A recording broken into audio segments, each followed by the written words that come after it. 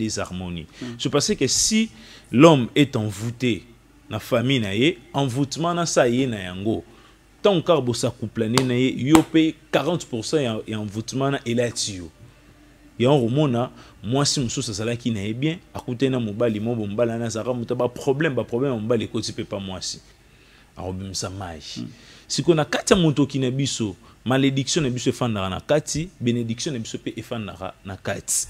Yango moni na ba temple mususu ba sayila ba zarami mi ba voleur de mouchoirs au moins mutu mombo a se dédiser le roi muteliboma alokota ka ba papier mouchoir yozo kanisa le rôle là azo lokota ngota ki aliboma te azo lokota yango po a utiliser ba énergie ya batu là te lamba 20% ya base existence na hizo fana na kati ya ilamba wana nenga to sala moni mutu na ba garde-robe na bilamba oyo lata déjà.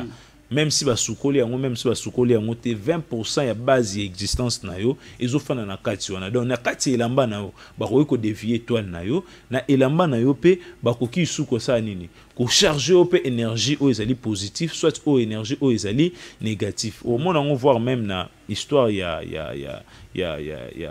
a bah histoire peut-être même chose il y a Christ au monde qui elamba na etonga boka ki mwana mo ba ya lokoti yango et puis mwana na ki a évolué sur le plan spirituel. Très bien. Tu vas expliquer ba na kati Genèse ba betela ba histoire il y a Adam na Ève o ba vivara côté kuna.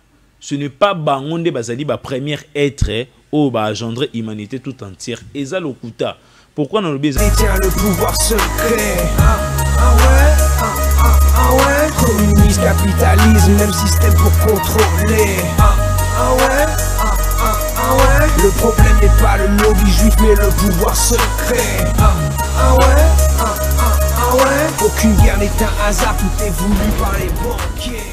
Très bien, soyez le bienvenu dans votre émission Temple du Savoir, tribune de réflexion sur le plan spirituel. Mesdames, Messieurs, très chers téléspectateurs, inutile de bouger encore les télécommandes parce que awa toyaka vide na temple, place tozwaka connaissance et zalaka ya émission Temple du Savoir. Lumière 089 00 60 149, c'est votre numéro. C'est le numéro de cette grande émission Temple du Savoir, tribune de réflexion sur le plan spirituel. Nous travaillons avec la bougie, parce que la bougie, c'est la lumière, et la lumière, il y a de l'impact sur le plan spirituel concernant la lumière. Toyambi maître Shiga Ndenge Bosenga ki Toyambaye, Tozongisie Lisusu à répondre biso na ba question oyo etali spiritualité, yango grand thème, y a émission lelo, Nkodia volume D. Maître Shiga, bonsoir. Oui, bonsoir Papa Billy, bonsoir Naba téléspectateurs, Nyonso Bazali Kolanda Biso. Très bien. Moutou Aratagi Biso, semaine passée, à Zubiso Lelo, a retenu d'abord Nini concernant la présentation d'ailleurs. Maître Shika Azali, Molakisi, Tope Motei, Nakatse Lingombo, Tobengi, Pole Nakatsa Mokili. Pole Nakatsa Mokili, Azali Lingomba Oyo, Esalemaki, Lingomba ya Liboso, OP, ba continuons sur Basilaki Kozala, Uta Namboka et Jipito, Tikino Natana Bisoto Salilelo. Très bien. Merci pour cette présentation. Quelle différence y a-t-il entre Mandona, Fumu, na maître spirituel? Bon, Mandona, ndé na ebité ngilobani. Mandona, Fumu, bon. Mandona na Fumu ndé na Kikongo. Très bien. Nga vraiment na ebi Kikongo bien te. Étymologie nango na ebité mais juste Fumu na ebika ke sali ba titre moko honorifique. Oyo bazali sur ba pesi mutu ebi mutu anaza Fumbu azali le roi Mokonzi. Alors donc maître spirituel ezali mutu oyo à maîtriser matière moko boye spirituelle ndi ba robenga ye donc maître spirituel po ezali pena ba maître oyo bazali ba maître enseignant bazali ana le maître mais na domaine ya enseignant peut-être na école et ezali pena ba maître msusu bazali ba maître maçon bazobenga maître c'est parce que azali grand maçon donc à ça la maçonnerie n'est très bien et nga nazali maître spirituel donc nazali motei na kati lingomba so nako rebandeli nako kiko rebande la question différence ni neza entre maître spirituel na féticheur to banganga. Bon, normalement tolingaka ko diaboliser pe ba kombo c'est parce que nganga ezali nyonso te kaka nganga azali négatif. Nganga pe babengaka bato mosusu banganga na nzambe lokola maître Chika azali nganga ya tata mokeli. Donc ezali pe na bato mosusu bazali banganga ya diabulu bazali. Donc to satanizaka ba kombo te. Si babengi yo nganga eni koloba te ke ozali nganga côté négatif. Oza pe nganga côté où ezali positif. Bakoye po benga yo maître spirituel, mais oza maître spirituel côté ezali négatif.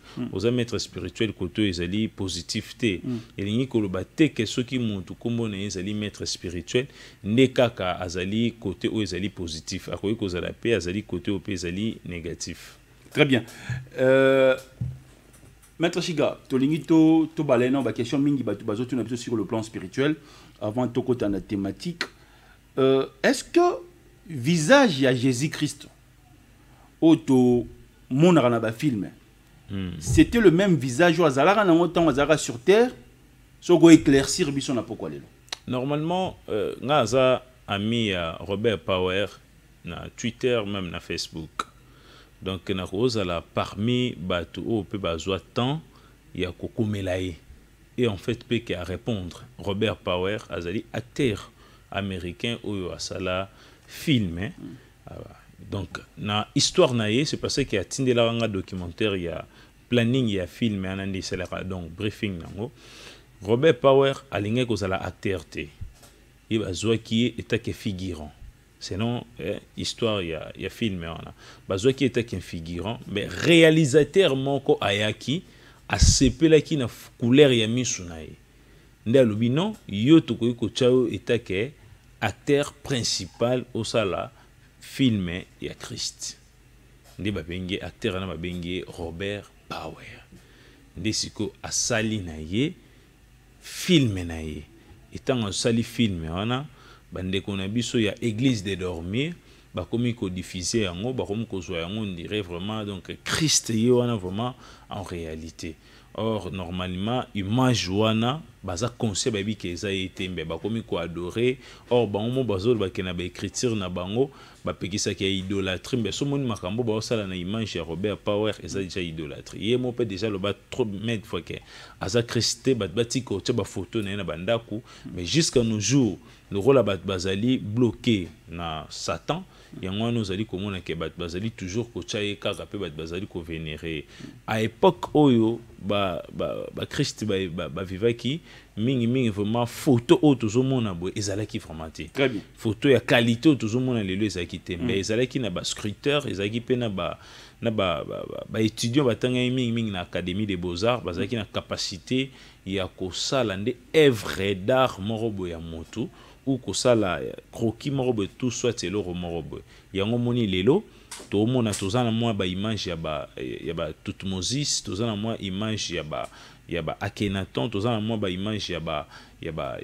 Platon ya ba Socrate ezali par rapport ya ba personne académique oyo ba ebi ndenge nini ba ko komonelonga moto pe ba sali yango na forme ya œuvre morobo mais bref par rapport ya question na image wana ezara image correcte ya Christ donc bato bazo vivre na image na bazali bango moko ko créer un démon morobo sans pour autant bazala na connaissance donc bato nyos bazala ba image na ba très bien que ba créer ka entité morobo négatif ou bando combattre bango moko. Très bien. Est-ce que le Kodia est accompagné des autres objets ou symboles comme exemple épée, l'argent, etc., ou ça se limite rien que des esprits financiers comme vous venez de parler, ou bien comme vous avez parlé l'autre fois, l'émission Eleki? Oui, à ce qui concerne matière, il y a Kodia, ou Tobengi Moyeke, ndenge kwa lobiana na roloba vrai. Pourquoi? Nos ancêtres bandaki collier et leur nyonso na action moko. C'est parce que eloko temps ozali ko pesa moto pouvoir, il faut ça na partie morobo o ezali pe matériel pour moto azwa pouvoir en considération. Au moni lelo tokoki koloba ke président de la République a commis président na maloba boy. Mais ceux qui a prêté serment même si aza éli jamais toloba ke a commis président en exercice. C'est parce que qui a prêté serment. Pour moto baloba ke a commis président en exercice, il faut ça nini a prêté serment. tozwanda kisa tomoni kaka exemple ya président tozala Eli Kalamingi était na 2009 awa tango même dani seni et publié qui résultat azala qui déjà logé quelque part. Pourquoi Zaki logé quelque part? C'est parce que après takina nous sermenté moyen akoma na palais royal ezate moyen abana rofanda na palais présidentiel ezalité moyen pas ça la en exercice ezalité c'est parce que a passa qui na passation de pouvoir mais asila qui jamais qu'on prêter dans nos serments. Alors nos ancêtres savaient très bien so opesi mon pouvoir il faut montuana asalanini à prêter serment. Donc serment a reprêté en nazo utiliser le terme serment mais serment ezalinde monte ba président basala serment a reprêté en vis-à-vis il y a objet mo recoper ça c'est parce que ki ba ko bon zwa épée oyo ezali symbole ya pouvoir. Ça c'est la coutume. Oui, pouvoir. Ma revenir sur ça mon qui des coutume. Très bien. Tout ce que tout le monde a satellite est coutume. Tout ce que tout le monde a battu est coutume, non c'est coutume.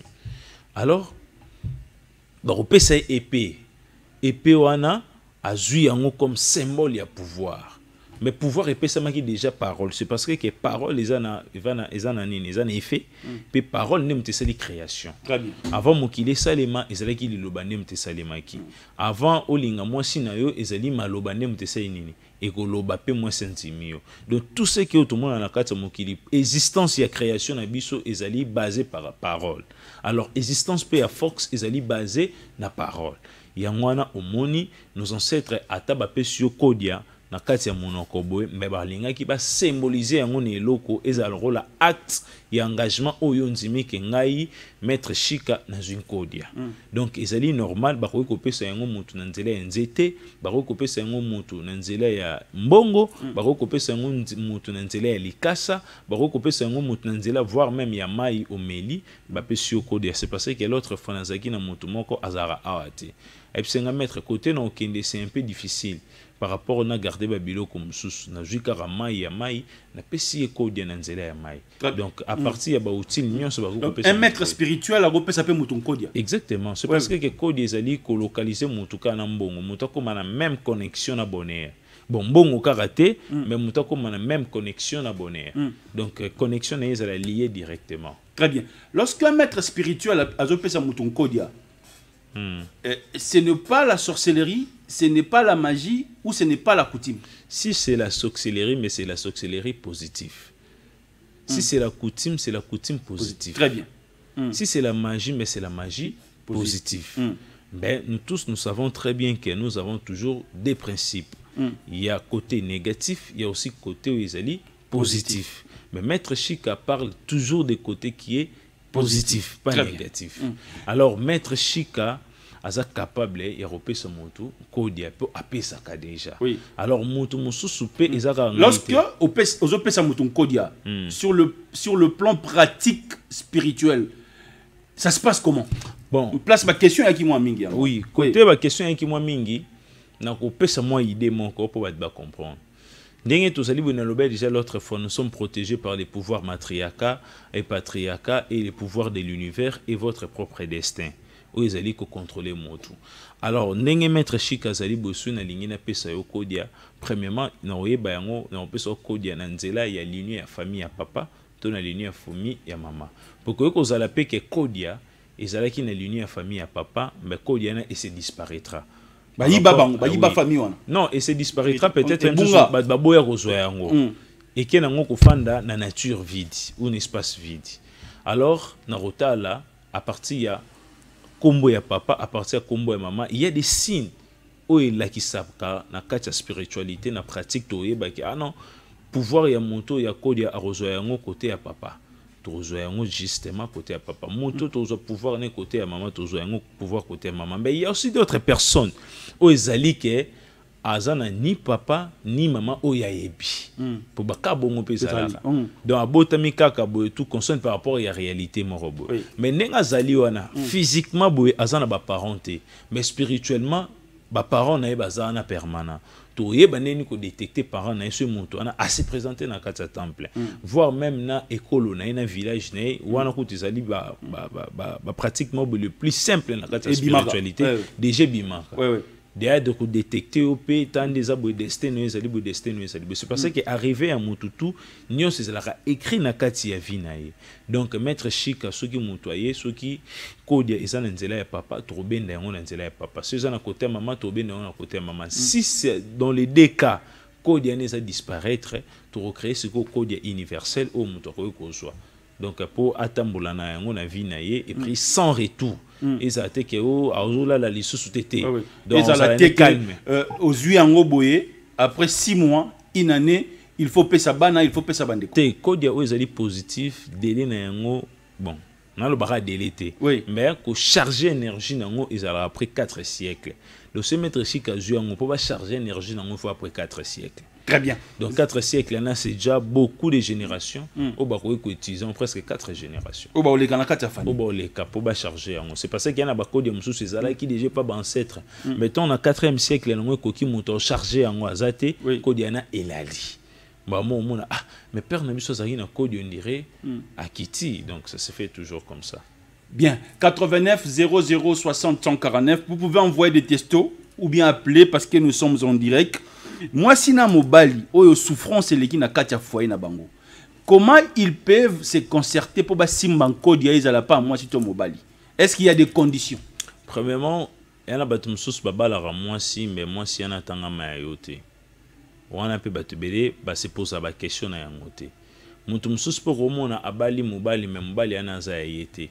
Abali mobali peut-être cousine na ye moro boye ba salela ki ba ko prédoté ye pas moni atika nga peka kana cha papa x kinini nini show pour ye pas aussi la présentation pas na biso ba mabale belé to mona ngo esali mabongo mutu msusu azala ki prêter ya kobala mais akeka kobala c'est parce que moi si na ye azali ko pousser ka azana posala ta alliance. Donc bamabala pe ya bongo yango moko écréa kana d'abord bino non bo créer nanu une entité négative na kati tana ya vie na bino c'est parce que bozana nous prêter boye bino définition libalate et puis botali no destin na bino te ce qui c'est positif. Alors ba indice musu se mona na question mobali ana za ya yote ou moins si ana za ya yote au moment où moins si ana tout ça marche plus.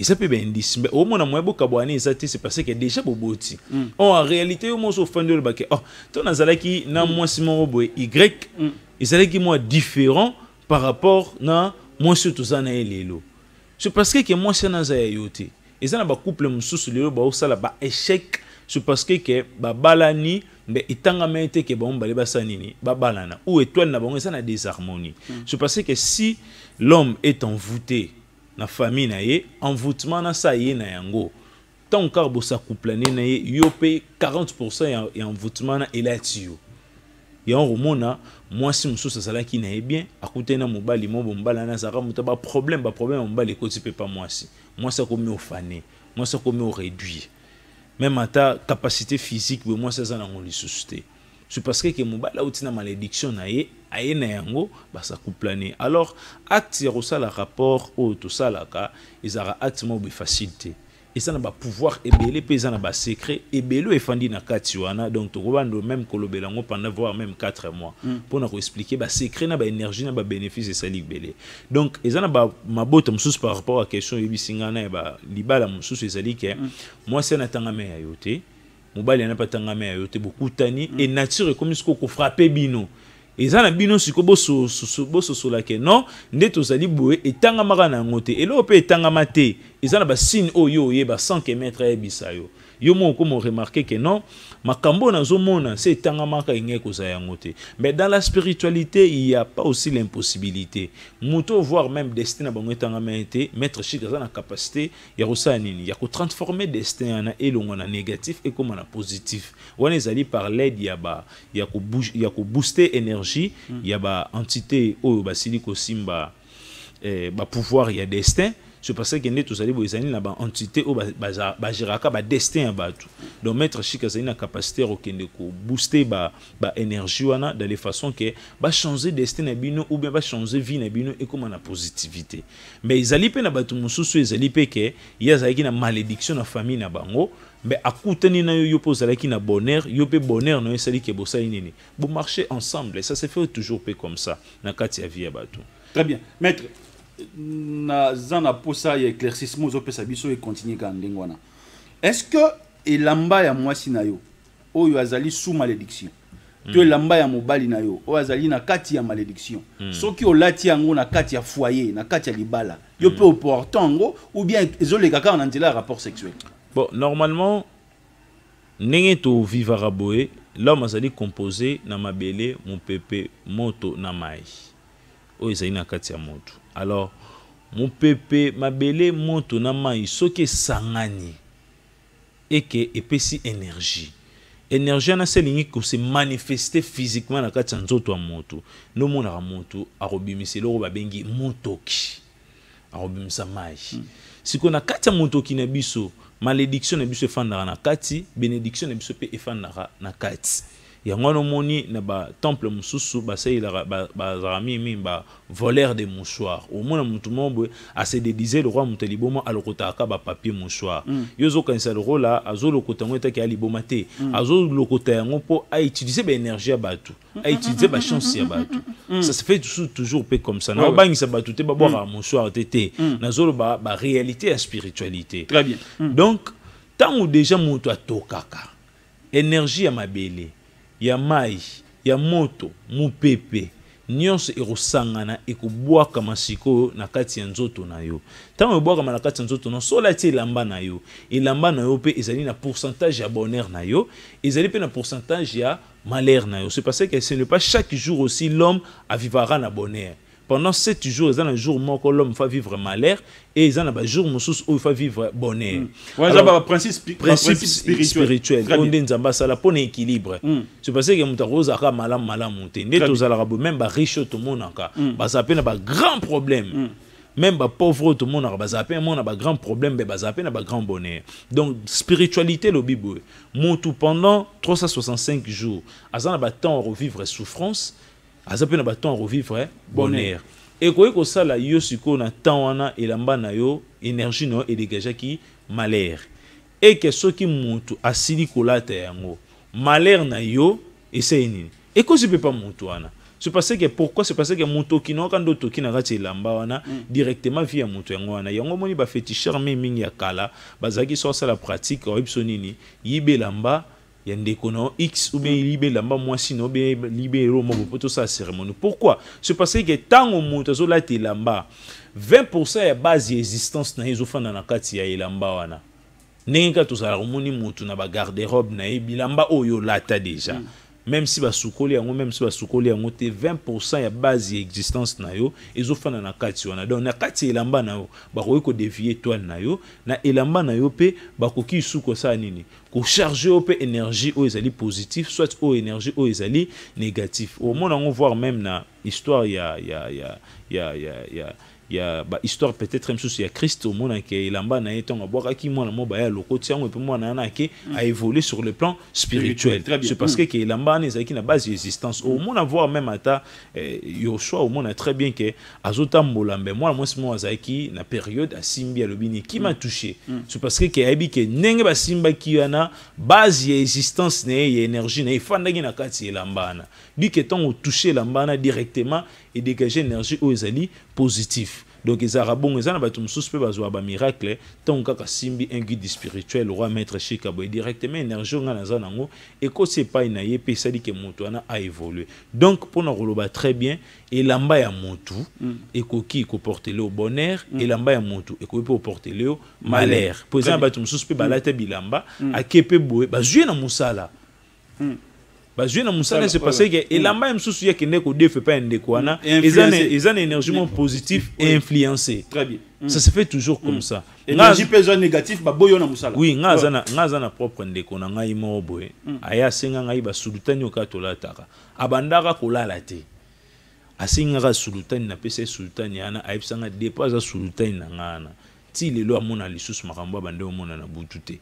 C'est parce que les sultans déjà utilisé qui yango ils ont déjà la base d'existence tangai et tant au mutu alati yango directement ils allaient ko dégager l'énergie ils allaient positif donc na kati elamba oko kozwa malédiction na kati elamba ko zo pe bénédiction. Donc il est très important ko yeba nanyo na la tane bilamba et nanyo na la tane bilamba te poza na batum susu mo na depuis beaucoup mo la tane bilamba on dit beaucoup mo partager souffrance ndenge moko au moins le même souffrance au camarade non vivra yo po vivre souffrance on comment comprendre ah mais mon ami ya ndeni ni ngana on dirait to comme otambola ndenge ndenge moko bona ba souffrance bino bozo on dirait ça normal or bino mo bomi créer les souffrances moko boé à travers ya rolatana bilamba. Très bien, vous êtes un guide spirituel, un maître spirituel.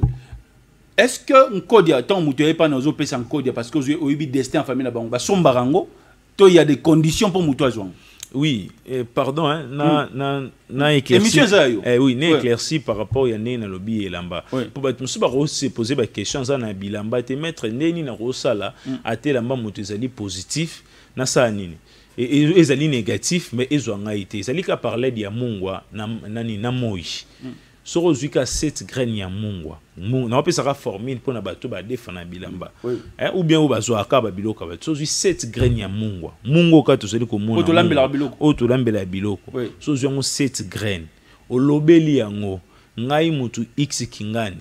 Nazolobela mungwa oyo c'est parce que ezali créer pepa ya montuté. Et lamba o na zui nazana posa et influencer énergiquement négatif te ponanga zoa kaka ba graine na mungwana tia yango na poche elamba no bien tia na elamba na chango ata na moi donc na moi ya repesa ye donc énergie mo ezali positif pe ke eko petola yango donc c'est ça et ouais ezali moi quelques formules ya moké na moto ko defa. Alors à ce qui concerne question tuni ya Kodia pona soki moto akoki ko somba Kodia oui ou bien il y a des conditions. Il y a des conditions, oui. Les conditions les alignent. Dans chaque village, avant que Kota, au Kuta, mibeko ya village wana ezali. Na bamboka nyonso ndenge tozali pour voir même to katsa na braza ana ngambu, au Kuta service ya DGM ezali wana. Au Kuta ba service na bango ebele. O ezali ko sala ils ont contrôlé immigration. Donc douane ezali wana entrer et sortir. Chaque mot que ça y a mis beko na yango poto kininga non na braza na banza il faut to pesa quelque chose peu importe ata toza bato ndenge nini ata to na ordonnance ya président de la république ata 1000 francs kata na okabelara mutu donc loi ya vie ezali bongo Kodia avant ko pesa yango mutu be mutu avant zo yango avant même ata papa na pesa o Kodia akoyi ko ebisa opeke ndeza boye na posa sena ye osombela ngai vino to pe masanga ozana mbongo te kende ko buka oké poloni oké po buki ozui récite na yo après osainini ah papa tala moi kopo ya tsamba yango tango ya zui kopo ya tsamba ndameni aseni après so Kodia tsamba na oyo osombeli papa to pe vino oyo pesie yango wana nde siko esainini esombi mbala moko pouvoir wana.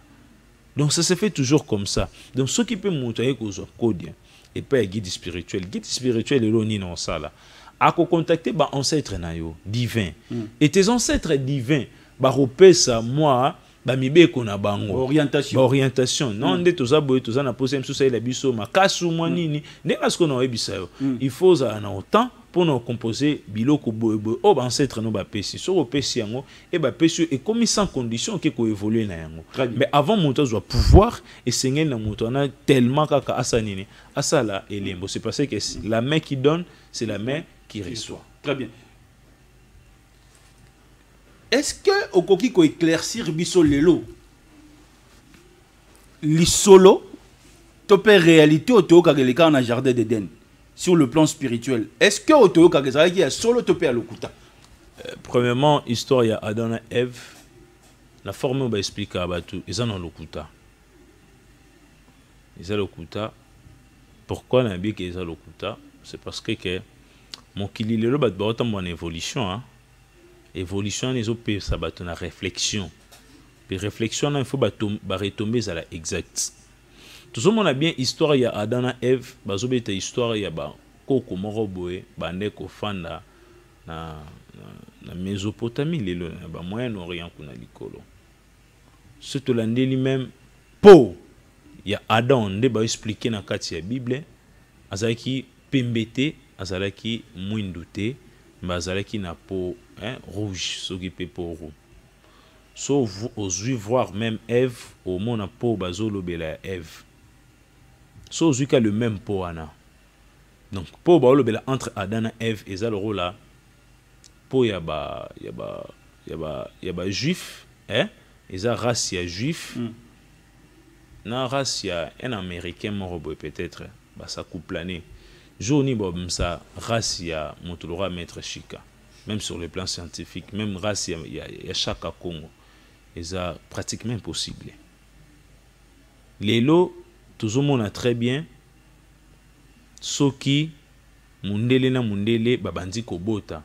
Baotika la jamais obota, motu, warozana mwindu. Soki pe batu mwindu lelo babandi kobota. Eza moins pasi pe, babota vraiment mundele, ya mundele. Na expliqué batu éclaircissement za kinini. La création, oyo tata mokeli asalaki, asali mokeli na équilibre. Na 4 éléments de la nature. Et puis, na kati ya ba sage oyo basili kosimba mokili, na première civilisation, ba définir en nord, sud, est, l'ouest. Nord, sud, est, l'ouest, ezali base et existence. Nord, azali premier être ou azalaki créé na pôle na nord. Sud, azali premier être ou azalaki créé na sud. Est, azali premier être ou azalaki créé na est. Ouest, azali premier être ou azalaki créé na ouest. Il y avait plusieurs Adam dans les 4 coins différents et plusieurs Èves. Il y avait des Èves au bandeko vivre dans le Moyen-Orient. Il y avait des Èves qui vivaient en Afrique ici. Il y avait aussi des Èves et des Adam qui vivre en Asie. Qui quelque part. Tout ça qui divisé. Mais c'est ça la réalité. Makambo batu ba expliquer na kati Genèse, ba betela batu histoire il y a Adam na Ève o ba vivara côté kuna. Ce n'est pas bangonde bazali ba premier être o ba engendrer humanité tout entière. Eza lokuta. Pourquoi on a lokuta? Bozora ba race ya ba Adam na Ève wana. Bosala essaye soki ba okoka kobimisa race o to za na ngonyos na mokili. Rien. C'est parce que nous avons 4 races. Tous en a peau noire. Tous en a peau jaune. Tous en a peau rouge. Et puis tous en a peau blanc. Alors ba peau wana ndetong ba komo atteindre civilisation na bango ba yeko kutana. Ndesko ba komo bimisela biso ba race métissage o tozana yango. Donc mundele arobotara mundele, mutu mwindo abotara mwindo. Leo le komo kamusangai au moins voir même na ba maître spirituel bazo diembela histoire ya Adam et Ève. Depuis ne bandeli depuis na bando le kana TV na yebsa bato eza makamba lokuta. Surtout zo fine biso to basé yango na mamba Adam et Ève to mona keza lokuta. Prenez un peu l'exemple. Caïn et Abel. Donc baboti bana Adam et Ève baboti Caïn et Abel. Caïn abomi Abel. Abel a kufi. Et Caïn zo ibsa nzambe. Nde na zabwe koto na okende. Soki muta moninga osanini awobomanga. Comment Caïn savait très bien que elle oya okende se ba kei ba kutana bat baboma. Pe nzamba ebise nini. Na tie elembo moko oyo mutu nyonso omona osanini awoboma ote. Les gens n'arrivent pas à s'expliquer côté ana. Très bien. Vous comprenez. Donc cela déjà prouve directement qu'il y avait d'autres existences ezaki côté moussous.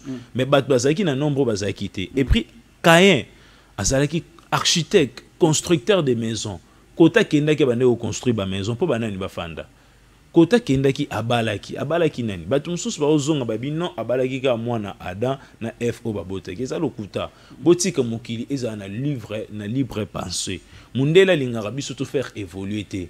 Yango moni bazoya na batu na kati ba distraction ebele ba créer le roi bongo. So bango balobi Caïn ne Adam na Ève bazali ba premier être. Mais au monde que la science est contredire bango science ba binini. Os le plus ancienne. Ils allaient trouver na Afrique. Et puis les sous qui même la science moderne, même science archaïque, bazolo ba très bien la civilisation ya mokili et bandi na Égypte. Mythicisme ya mokili bazolo ba ezo banda na Égypte. Science marmonios donc Afrique ezali na base ya existence. Afrique ezali na Afrique noire ezali na base ya existence. mais siko les Africains bango mo ba kimi base existence na bango ba ke na bango na ba histoire moko ezali na ba preuve. Très bien. Parlez-nous maître Chika parce que c'est une doctrine de 5 minutes. Nzamba zanani. Nzambe azali ensemble de tout tozali komona na o tozali komona te yango wana de vraie définition vraiment Nzambe. Donc c'est lui le créateur qui est ba monde o ezali visible na ba monde o ezali invisible. Mais chacun de nous a une croyance na ya ko expliquer Nzambe na ndenge na ye. Très bien. Mais maître Chika tomba zo c'est Nzambe. Tata Mokeli azomona très bien que ezali o asali babiloko maître Chika zana boanya na yango na o maître Chika zali na boanya na yango te. Donc maître Chika anzima Nzambe po batumso ba ko mona le roi na lobi bongo on dit na onzi existence Nzambe tete existence Nzambe na zonzima yango mbe na lingaka ba ibisa batuke non Adam na Eve o babeta lisolo eza histoire oyo bandi makambo ya ba rap et puis biso pe toza na base ya histoire na biso ezali ko définir que Adam na Eve pe bazalaki koto. C'est parce que mokili tango Nzamba sali yango. Pour la mokili ezala en équilibre o tozali na yango ezali ba nzete ne mutu simbara énergie ya mokili pe. Ne to mona ba nzete ne to mona ba nzete bo so ba kati ba nzete nyonso mokili ngano ba moto kufi et puis toza sous na po toza na ngote. C'est parce que énergie ba arbre ezali ko dégager ba carbone wana ndezo sala ke mokili za na malili et nous sala ke mokili za na climat mobo ezali normal. Alors tant Nzamba sala ki mokili asali nini azui des forêts atie yango na ba coins différents atie forêt amazonique atina forêt équatoriale pour esimba base et équilibre à mokili. Donc cela déjà prouve directement même sur le plan scientifique tant Nzamba sala mokili ba premier être atiri ba na ba jardin tant on ba na ba jardin allez-y comprendre directement que biso awa tozalaki na ba ancêtre na biso pe baza Adam na biso na Eve na biso ba bandi mokili na part na biso pe. Donc biso nde tozali surtout précisément Congo nga zo bela mimi ka Congo. Donc tant Nzamba lobi que la lumière soit et la lumière fille que les êtres se multiplient. Awa na kata Congo il y avait déjà des êtres qui se multiplient déjà. Très bien. Aujourd'hui il y a beaucoup de jeunes bazolanda biso bakutani na chance reçoit maître Chigalelo liboso antingi télévision. Aujourd'hui bolingo toto sale comme il peut évoluer. Au moins moi si a commis combo ya mobali na na tatouage na nzela ya na loketo mobali pas commis combo ya moi si na na nzoto. Est-ce que ça a un impact sur le plan spirituel? Normalement tous les signes tout ça la réserve un impact mais du moins Babylone sous ses alliés na un sentiment humain. Pour tatouage avant zala lelo déjà dans les temps anciens tatouage zalaki. Mais tatouage bandai ko symboliser babikolo na temps ya kala. Les alliés qui pour baïba que monto azali mutu ya Congo diankati il faut azala même sous na ba bouton moko boye ya tatouage so que lelo na ba béninois ou bien so zongi ata na ba 1940 au mona ke ba maman na biso aka na ba 1940 ba koko na biso ba vivait na ba 1940 ou 30 zo ata ba 30 au mona très bien que bazaki na moi ba symbole mo boye ba tatouage.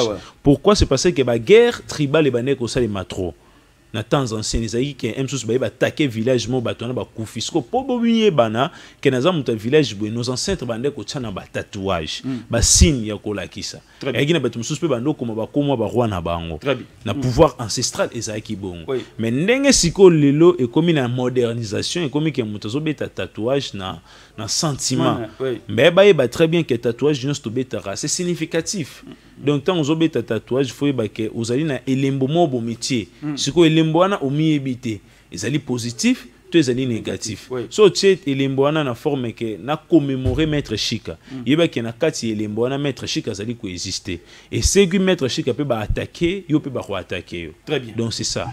Moi sina mobali bazo vivre moko akei liboso dernière question hein moko akei liboso banego vana ndako moko esprit ya moto akei liboso et koki ko se séparer na wa tika lindenge nini et se séparer kaka soki bazalai vraiment la ba compte à rendre te po ba mort musu c'est ça peut provoquer tout ça un couple mbe yom to provoquer ngana kufa ungam na provoquer au kufa à partir ya kanda wana o banda pe ko zongela ngai na ba instance musus mais ce que zali mort mo zali naturel so OK directement ngana photo se séparer. Donc bablo wazara ke donc moi c'est akeli boso azolo ta mobali ils allaient penser ba mlom su pesa hallucination ils ont ça là OK lotaye mais le roi moto vraiment na bongana ote na zo ba choc ya bongo sur le plan physique ni na za bombe na ebi ke moto bozali na ata ba camarade camarade na biso na ba vie na biso mususu ne na fanda rabo au moni pozo raisonner vraiment bo bien koko moro ba kufa ki ne déjà na plein raisonnement ezali normal ben et communauté de que le roi fardeau moro bo été ce mutakei trouver en normal que mutakei na physique bo mona les systèmes sur le plan spirituel beaucoup mona. Très bien, votre numéro de contact, nous sommes arrivés à la fin maître pour cette émission. Batunios o bazali kolanda ngai ba très bien que marambo o tozali koloba so zali na posa ya mozindo na yango maître Chika zali molakisi ya pole na kati ya mokili kobenga maître Chika na plus 243 89 63 62 367 plus 243 89 63 62 367